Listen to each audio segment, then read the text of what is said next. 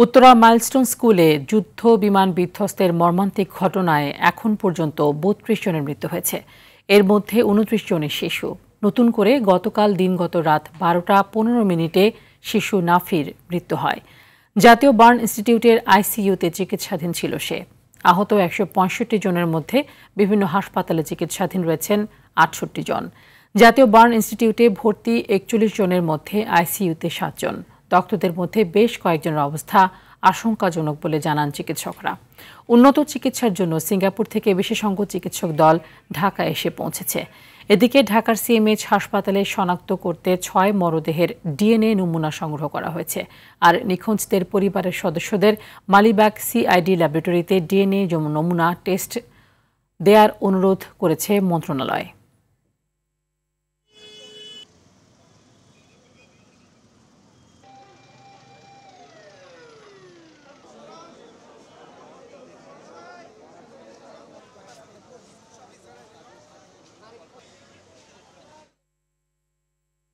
এই মুহূর্তে রাজধানী জাতীয় বার্ন ইনস্টিটিউটে আছেন সহকর্মী দীপ্ত চন্দ্রপাল। তার কাছ থেকে জেনে নেব সেখানকার সার্বিক অবস্থা। দীপ্ত, আমরা জানি যে এখন পর্যন্ত বেশ কয়েকজন শিক্ষার্থীর অবস্থা সংকটাপূর্ণ। সেখানকার সবশেষ কি তথ্য রয়েছে আপনার কাছে?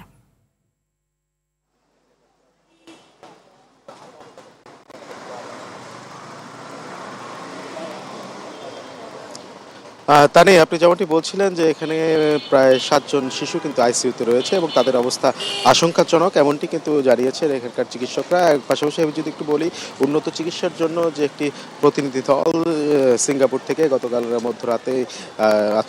মধ্যরাতেই কিন্তু ঢাকায় পৌঁছেছে এবং তারা ১১টা নাগাদ এই জাতীয় বার্ন ইনস্টিটিউটে আসবেন এবং তারা সার্বিক পরিস্থিতি পর্যবেক্ষণ করবে। তারপরে কিন্তু তারা তাদের যে সিদ্ধান্ত, কাউকে যদি উন্নত চিকিৎসার জন্য বিদেশে পাঠানো প্রয়োজন হয় সেক্ষেত্রে তারা বিদেশে পাঠানোর ব্যবস্থা করবেন, বা যদি এদেশে রেখেই তাদের সিদ্ধান্ত অনুযায়ী চিকিৎসা দেওয়া সম্ভব হয় তাহলে কিন্তু দেশে চিকিৎসা দিবে। তো ১১টার পরে আসলে সেই বিষয়টি জানা যাবে। এখন আমি যদি একটু জানাই, গতকাল পর্যন্ত মৃত্যু পরে কিন্তু আজকে মধ্যরাতে ১২:১২টার দিকে একটি শিশু মারা গিয়েছে এবং বর্তমানে যেই মারা যাওয়ার সংখ্যার যে সবাই কিন্তু শিশু, এবং বাকি যে একজন হলো পাইলট ছিলেন এবং যে প্রাপ্তবয়স্ক দুজনের ভিতর একজন পাইলট এবং একজন শিক্ষিকা আর মৃত্যু হয়েছে। এছাড়া যদি বলি, এখনও প্রায় ৪৩ জন চিকিৎসাধীন অবস্থায় রয়েছে এই বার্ন ইনস্টিটিউটে এবং ৭ জন কিন্তু আইসিইউতে রয়েছে এবং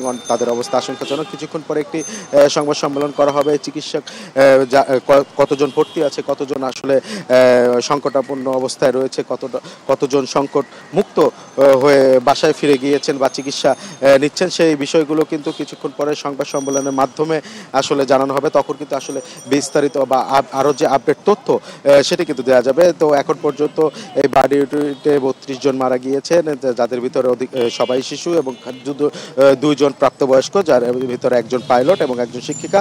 আর ১১টার পরে আসলে যে উন্নত চিকিৎসার জন্য যে সিঙ্গাপুর থেকে প্রতিনিধি দল এসেছে তারা কিন্তু এই হাসপাতালটি পরিদর্শন করবে এবং তারপরে তাদের যে সিদ্ধান্ত সেটি জানাবে। এবং পাশাপাশি যে ৬টি লাশ একদম পুড়ে গিয়েছে, চিহ্নিত করা যায়নি, তাদের ডিএনএ টেস্টের জন্য সিআইডিতে নমুনা পাঠানো হয়েছে এবং যে অভিভাবক রয়েছে তাদেরকে কিন্তু অনুরোধ করা হয়েছে সিআইডি অফিসে তাদের ডিএনএ স্যাম্পল দেওয়ার জন্য। তো তানি, এই ছিল বার্ন ইনস্টিটিউট থেকে আমার কাছে সবশেষ তথ্য। তানি। দীপ্ত, ধন্যবাদ আপনাকে। উত্তরায় মাইলস্টোন কলেজে যেখানে আসলে যুদ্ধবিমান বিধ্বস্ত হয়েছিল সেখানে আছেন আমাদের সহকর্মী সাকিবুর রহমান। চলে যাচ্ছি তার কাছে। সাকিব, ঘটনাস্থলে এখন কি পরিস্থিতি দেখছেন? উদ্বিগ্ন অভিভাবকরা এখনো আসছেন কিনা এবং শিক্ষার্থীরা কি বলছেন?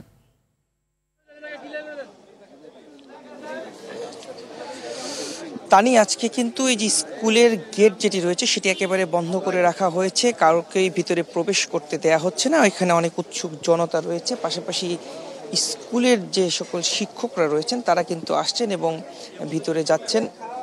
আমরা সকাল থেকে দেখেছি যে এখানে অনেক মানুষ এখানে এসছেন, বিশেষ করে শিক্ষার্থীরাও কিন্তু কিছু কিছু তাদের অভিভাবকদের সঙ্গে এসেছেন এবং স্কুলের ভিতরে তারা প্রবেশ করেছেন।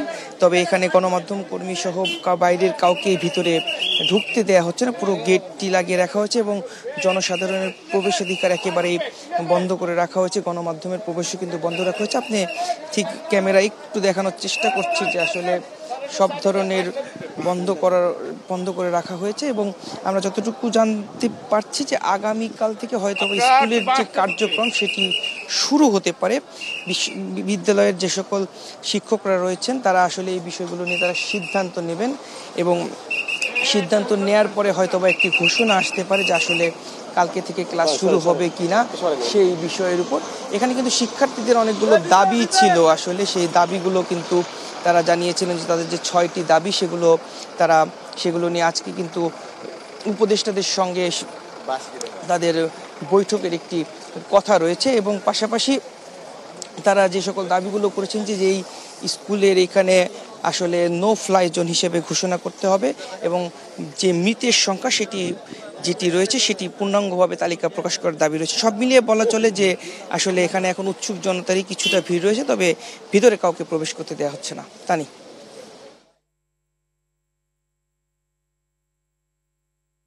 ধন্যবাদ আপনাকে।